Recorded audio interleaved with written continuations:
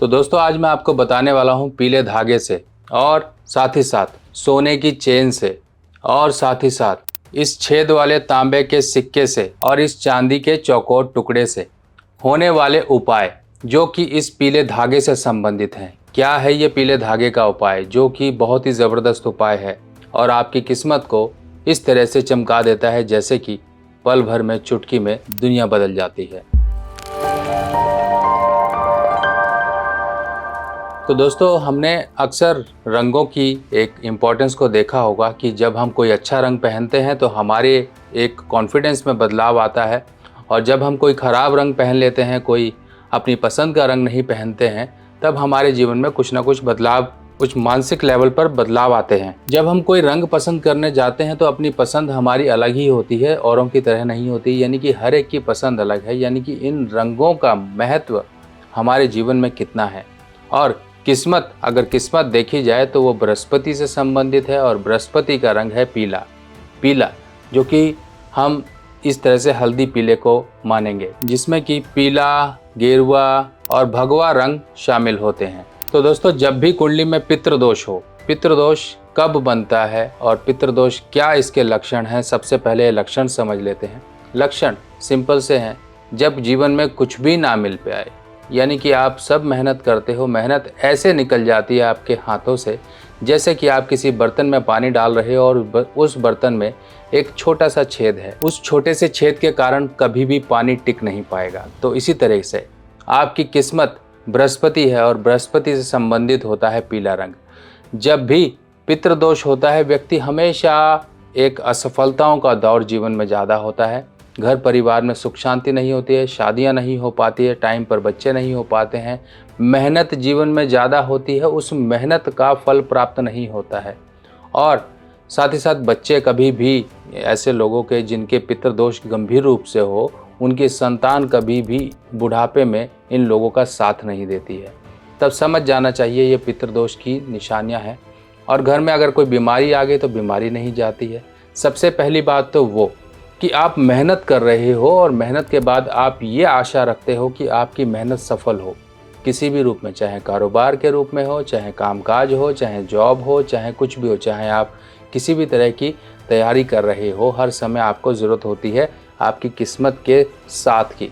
हम मेहनत करते हैं, मेहनत के साथ जब भी किस्मत जुड़ जाती है, उस मेहनत का फल हमको मिल जाता है। तो आप समझिए इसी तरह से मेहनत आपकी कितनी ज़्यादा किस्मत के साथ कनेक्टेड है। और किस्मत का ग्रह होता है बृहस्पति। हम देखिए अपने शरीर पर सोना धारण करना चाहते हैं, सोना। अब ये सोने की चेन मेरे हाथ में है। अब ये सोने की चेन चाहे आप भारी ले लीजिए, चाहे हल्की ले लीजिए, देख लीजिए, हर कोई सोना पहनना चाहता है। सोना लोगों को एक घर में एक तरह से समृद्धि का प्रतीक है और एक अपने घर में इमरजेंसी में भी सोना काम आता है। लोग ज़मीन या सोना क्यों खरीदते हैं? ताकि मुश्किल दौर में काम आए। और सोना आपकी एक तरह से किस्मत की वृद्धि का काम करता है। जिन लोगों की भी कुंडली में पितृदोष है, पितृदोष कब बनता है? जब बृहस्पति के घर, जैसे कि भाव नंबर 2, भाव नंबर 5, भाव नंबर 9, भाव नंबर 12, इनमें या तो शुक्र हो या बुध हो या फिर राहु हो या फिर इकट्ठे हो या फिर इनमें से कोई भी एक ग्रह आ जाए या फिर बृहस्पति के साथ कोई ग्रह आ जाए या कोई भी किसी के साथ ग्रह युति बना ले। मान लीजिए शुक्र दूसरे घर में है कुंडली में या राहु दूसरे घर में है, तब भी पितृदोष है। 12वें घर में बुध चला गया, तब भी पितृदोष है। यानी कि 2, 5, 9, 12 के घर जो कि बृहस्पति के घर, इन घरों में अगर शुक्र, बुध, राहु अगर आ गए तो पितृदोष बन जाता है। और जब पितृदोष आ ही गया, आपको लक्षण पता लग रहे हैं कि परेशानियां जीवन में हट नहीं रही हैं, इस तरह से आपको एक पीले धागे का, देखिए पीला धागा वो लोग जिनके पास व्यवस्था नहीं है, जिनके पास पैसे नहीं है, पहले ही वो पैसे से परेशान हैं, तो मात्र मार्केट में ये आपको 5-10 रुपए का इस तरह से पीला धागा ले लीजिए। अगर पीला धागा इस तरह से नहीं मिलता तो कपड़े सिलने वाली जो धागा होता है, रील एक मिल जाती है, वो आप ले लीजिए। उसके धागे को बटकर आप गले में पहन सकते हो। अब गले में पहन लेते हैं कई बार, तो दिक्कत ये आती है कि धागा, शर्ट पहन रहे हैं, कुछ पहन रहे हैं, तो धागा ऊपर निकल आता है, तब हम क्या करें? ऐसे केस का सॉल्यूशन है। सॉल्यूशन ये है कि आप उसमें इस तरह से चांदी का एक चौकोर टुकड़ा लॉकेट में बनवाकर आप उसमें पहन ले तो क्या होगा, आपका जो धागा है बाहर नहीं आएगा और इस टुकड़े के आपको फ़ायदे भी मिलेंगे। वैसे ही कहा जाता है कि लाल किताब के अनुसार आपको चांदी का इस तरह से चौकोर टुकड़ा अपने पास रखना है, जिससे कि मंगल नेक हो जाता है, मंगल पॉजिटिव हो जाता है। मंगल हमारे जीवन में खुशियाँ हैं। मंगल तभी तो कहते हैं मंगल कार्य, मंगल होना, मंगलमय हो, ये सब मंगल है। जब मंगल खराब होगा तो जीवन में अमंगल होगा। अमंगल कुछ भी अच्छा ना होना, बीमारी, तकलीफ़ें, फ्रस्ट्रेशन, लड़ाई झगड़े, एक्सीडेंट्स, कुछ भी जो भी आपके जीवन में मंगल ना होने दे। खुशी मनाओ तो परेशानी पता नहीं कहाँ से आ जाती हैं ऐसे लोगों के जीवन में। खुशियाँ आती नहीं हैं। अगर खुशियाँ सेलिब्रेट करी तो ऐसे लोगों के हर एक अच्छे काम पे दूसरे लोगों की बुरी नज़र लग जाती है, बुरी नज़र से परेशान होते हैं। लाल किताब की सभी सामग्री अब आप मेरी व्हाट्सएप कैटलॉग पर आसानी से देख सकते हैं और आप अपने एड्रेस पर मंगवा भी सकते हैं। अब पीला धागा या सोने की चेन से एक उपाय और आता है, जो कि आता है तांबे के सिक्के का उपाय। अब तांबे के सिक्के का उपाय आपको बहुत ज़रूरी है करना। ये इस तरह से मैं धागे में आपको दिखा रहा हूँ। इस तरह से आप पतला धागा लीजिए और उसको आप बट लीजिए। इस तरह से 3-4 बार आप इस तरह से करके इस तरह से मोटा धागा बन जाएगा। अब उस धागे में आप इस तरह से तांबे का छेद वाला पैसा पहनेंगे। अब ये तांबे का छेद वाला पैसा नॉर्मल पैसा नहीं होता है, ये पुराने समय में चलने वाला।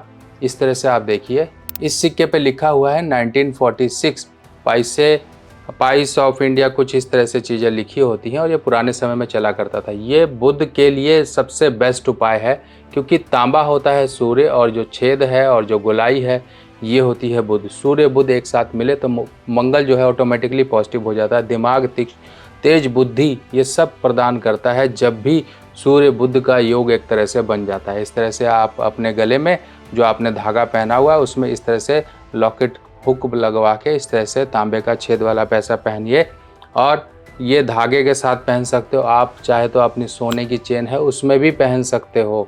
इस तरह से आप पहन सकते हो, बहुत आसान है। अब ये पहनना कब है, सबसे ज़रूरी बात, कब पहनना है। मान लीजिए आपकी कुंडली में बुध पहले घर में है, बुध चौथे घर में है, बुध 5वें घर में है, बुध आपकी कुंडली में 11वें घर में है, बुध आपकी कुंडली में 12वें घर में है। अब इन केस में है, आपके इन जो भाव बताए इनमें भाव में है, तो इस तरह से आप तांबे का छेद वाला पैसा पीला धागा या सोने की चेन में डाल के रखिए, आप पहन के रखिए, आपको बहुत फ़ायदे होंगे। और अगर मान लो टुकड़ा रखना ही चाहते हो तो उसके साथ ज़रूरत नहीं है, आप इस तरह से टुकड़ा लीजिए, नॉर्मल टुकड़ा आप अपने पर्स में किसी सफ़ेद रंग के कपड़े में लपेट के अपने पर्स में हमेशा रखिए इसको। अगर आप पहनना चाहते हो टुकड़े के साथ भी तो आप पहन सकते हो, पर इतनी चीज़ें अगर आप कंफर्टेबल हो पहनने के लिए तो पहन सकते हो, कोई दिक्कत नहीं, वरना टुकड़ा आप अपनी जेब में भी रख सकते हो। अब ये सिक्का और चेन मिलकर आपको क्या फ़ायदा देंगे ये समझिए। मान लीजिए आपने गले में धागा पहना हुआ है या चेन पहनी हुई है, ठीक है। अब आपकी कुंडली में आपने देख लिया कि बुध आपका डिस्टर्ब है, तब वो तांबे का छेद वाला पैसा आपकी चेन। अब ये देखिए ये मोटी चेन है, आप ज़रूरी नहीं कि मोटी ही चेन ढूंढोगे, आप चाहे पतली सी चेन भी देख सकते हो। वो आपकी श्रद्धा है, आपकी इच्छा है, आपका बजट है, यहाँ पर कोई चीज़ें फिक्स नहीं है। मैंने आपको देखिए 5 रुपये से लेकर 50,000 1 लाख तक का उपाय बता दिया। अब आपके ऊपर है आप कौन सा करना चाहते हो। फ़ायदा और असर दोनों में, सब में बराबर है। अगर आप अपने आप से लाल किताब के उपाय करना चाहते हो तो आ गई है मेरे द्वारा लिखी हुई नई लाल किताब, जो कि बिल्कुल सिंपल साधारण भाषा में है। और ये लाल किताब बिल्कुल सरल भाषा में आप लोगों के लिए मैंने लिखी है, ताकि आप लोग इसे पढ़कर अपने उपाय खुद कर सकें। और जो ग्रहों की स्थिति है, ग्रह क्या असर जीवन में लेकर आते हैं, उनके बुरे असर को कैसे दूर किया जाए, ये किताबें अब आपकी मदद करेंगी। ये पहला भाग है, ऐसे 5 भाग कुल मिलाकर आएंगे, जिसमें ये पहला भाग बेसिक होगा, यानी कि पार्ट 1, पार्ट 2, पार्ट 3, पार्ट 4, ऐसे पार्ट 5 तक आपको पूरी की पूरी संपूर्ण लाल किताब की जानकारी इन भागों में मिल जाएगी। ये किताब हिंदी में होगी और सरल भाषा में होगी। देखिए इस तरह से इस किताब में संपूर्ण जानकारी, उपाय इत्यादि, योग, सब चीज़ें इस किताब में दी गई हैं।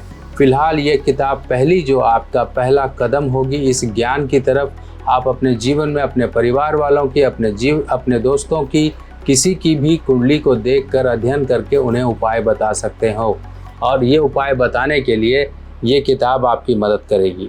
तो बुध जब भी पहले घर में होगा, चौथे घर में होगा, 5वें घर में होगा, 11वें घर में होगा या 12वें घर में होगा, तब व्यक्ति को कहीं ना कहीं फाइनेंशियल मैटर्स में और अपनी सूझबूझ में उसको कमी नज़र आएगी। उसकी कम्युनिकेशन अच्छी नहीं होगी, उसके जीवन में कुछ भी अच्छा नहीं हो पाएगा, क्योंकि उसकी ज़ुबान अच्छी नहीं है, साथ नहीं देती है, उसके कभी भी दिमाग से अच्छे फैसले नहीं आ पाते हैं, जिसके कारण कारोबार में नहीं आगे बढ़ पा रहा है, कोई बिजनेस है उसमें आगे नहीं बढ़ पा रहा है, कोई लिखा पढ़ी का काम करता है उसमें आगे नहीं बढ़ पा रहा है, लोगों को अच्छी तरह से अट्रैक्ट नहीं कर पाता है, जॉब में काम करता है। चमचागिरी तभी हो पाती है जब ज़ुबान अच्छी होती, किसी को आप कन्विंस कर पाओ। चमचों की नेगेटिविटी, जो नेगेटिव एस्पेक्ट है उसको दिमाग में मत रखिए, उनके उस चीज़ पर ध्यान दीजिए कि वो कैसे बॉस को अपने कब्ज़े में रखते हैं या हायर अथॉरिटी को कब्ज़े में रखते हैं। वो पॉजिटिव चीज़ सोचिए कभी। वो चमचा है, ठीक है, कोई बात नहीं, आपके अंदर ऐसी काबिलियत नहीं है क्या कि आप दूसरे तरीके से अपने बॉस को अपने काबू में कर सको। वो काबू करने का तरीका है अपनी परफॉर्मेंस और अपनी बोलने की काबिलियत को सही करना। अगर आप वो कर लोगे तो आपको चमचा भी नहीं बनना पड़ेगा और आपकी इम्पोर्टेंस भी बन जाएगी, आपको अच्छा रोल, अच्छा प्लेस, अच्छा सब कुछ मिलेगा। बस ये ज़ुबान और बुद्ध, इनको सही करना है और तरीका यही है। एक बार करके देखिए पीला धागा। अब जिसकी भी कुंडली में चौथे घर में बुध है, चौथे घर में, वो समझ लो चौथे घर में और 12वें घर में, खासकर ये 2 घर, जो लोग पैसों से परेशान हैं और दिमागी उलझनों से परेशान हैं, उनके लिए तो बहुत ज़रूरी है गले में सोने की चेन या फिर पीला धागा। और उस पीले धागे में इस तरह से आप सिक्का पहन के रखिए। देखिए आपको किस तरह से फ़ायदे, ये जो तांबे का छेद वाला सिक्का बताया है, पहन के रखिए, देखो किस तरह से फ़ायदे मिलने शुरू हो जाएंगे। आप कहोगे कि वाकई में ये एक छोटे से उपाय ने इतने बड़े बदलाव कर दिया। आपकी सोच पॉजिटिव होगी। जो डिप्रेशन, टेंशन, एंजाइटी, फालतू का गुस्सा, हमेशा फ्रस्ट्रेशन, इरिटेशन दिमाग में भरी रहती है, कोई अच्छा बोलता है तब भी आप झुंझुला के बात करते हो, कुछ फैसले ढंग से लेने होते हो वहाँ नहीं ले पाते हो, कोई ऐसे काम के पीछे पड़ जाते हो जहाँ पर फ़ायदा हो चाहे नुकसान, आप पड़े हुए हो अंधाधुंध लगकर। इन चीज़ों से आपके काबू होगी ये चीज़ें। जब इन चीज़ों के पीछे नहीं भागोगे, उन चीज़ों के पीछे भागोगे जिनसे आपको कुछ प्रोडक्टिविटी मिले, कुछ फ़ायदा मिले, ऑटोमेटिकली दिमाग आपको वहीं लेकर जाएगा। ठीक है, तो इन बातों को ध्यान रखिए, उपायों को तरीके से करिए। देखिए पितृदोष, सूर्य के उपाय, बुध के उपाय, मंगल के उपाय एक साथ आपके हो जाएंगे। पीले धागे को सपोर्ट देनी है। हम लोग कई बार जेमस्टोन पहनते हैं और ये कहते हैं कि जेमस्टोन पहना पर फ़ायदा नहीं हुआ। क्यों फ़ायदा होगा? जब आप उसको सपोर्टिव तरीके से नहीं पहनोगे। हर एक ग्रह के साथ दूसरे ग्रह को हमने मेल करना होता है, तभी वो फ़ायदा देता है। मान लीजिए आपने पुखराज पहना तो मोती पहनिए, मान लीजिए आपने नीलम पहना तो आप डायमंड पहनिए। इस तरह से हमें कॉम्बिनेशन करना पड़ता है। जब कॉम्बिनेशन नहीं बनेगा तब तक वो आपका जेमस्टोन आपको फ़ायदा देगा ही नहीं। ऐसे बहुत से कॉम्बिनेशन होते हैं जो कुंडली के हिसाब से पता लग जाते हैं। तो दोस्तों, बाकी आप ये सिंपल सा जो उपाय है एक बार करके देखिए। बहुत से लोगों को मैंने करवाया है और उनको ज़बरदस्त तरह के फ़ायदे आए हैं। आप भी बस इसी इंतज़ार में बैठे हो कि कुछ ना कुछ ऐसी बात पता लग जाए जिससे जीवन में फ़ायदा हो जाए। तो समझ लीजिए आज आपको वो ज्ञान मिल गया और आपको फ़ायदा हो जाएगा। अब एक बात और बता दूं, अभी जो मैं वीडियोस बनाता हूं, जो आप लोग मुझे बताते हो कि पंडित जी, शर्मा जी इस चीज़ पे बताइए, मैं बता तो देता हूं। कुछ उपाय ऐसे हैं जो कि मेरे दादाजी करवाया करते थे, जैसे कि नारियल के खोपरे का उपाय, जो कि मैंने आपको बताया। और आजकल के समय में यूट्यूब पे पता नहीं कितने लोग मेरे उस उपाय को कॉपी करके और बताते हैं। देखिए सिंपल सी एक बात समझिए मैं कुछ भी काम करता हूँ, एक तरह से मैं अपने आप को मधुमक्खी समझता हूँ। मधुमक्खी का मतलब क्या है? शहद बनाना। और नीचे खड़ा हुआ वो इंसान बस इसी ताक में रहता है कि छत्ते को तोड़ें और इसमें से शहद पी लें, शहद चोरी कर लें। तो आप मधुमक्खी से शहद नहीं चोरी कर पाओगे कभी भी। यानी कि जो उपाय मैंने आपको बताया, या आपको कोई भी गुरु ज्ञान आपको मिलता है, कहते हैं ना कि गुरु के मुख से निकली हुई वाणी जीवन को बदल देती है। तो किसके मुख से निकले हुए उन शब्दों को आप फॉलो कर रहे हो, ये डिपेंड करता है।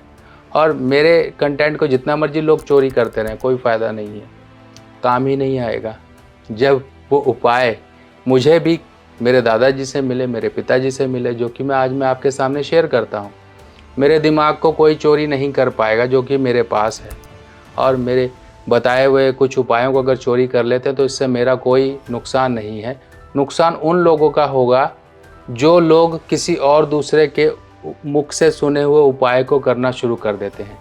तो आप मन में ये संकल्प रखिए कि हाँ ठीक है, मैंने इनकी बात सुनी और ये उपाय मैं कर रहा हूँ, अगर मुझे कोई फ़ायदा हो गया, ठीक है, आपको फ़ायदा होगा, ठीक है। इससे फ़ायदा होने पर आपने करना क्या है, आपने एक धन्यवाद स्वरूप प्रभु की शक्ति को धन्यवाद करने के लिए आपने कुछ मंदिर में या धर्म स्थान में या फिर किसी की मदद स्वरूप आपने कुछ ना कुछ कर देना है।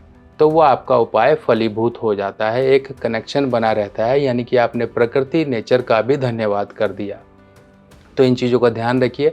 बहुत सी चीज़ें होती हैं ऐसे नहीं करनी होती हैं, किसी की सुना सुनी में ऐसे भी नहीं करने होते। आपको ये चीज़ देखनी होती है कि ये उपाय कहाँ से संबंधित है और कहाँ से आया है, या किसी गुरु की मुख से ये निकली हुई वाणी है, उसको हम फॉलो कर रहे हैं।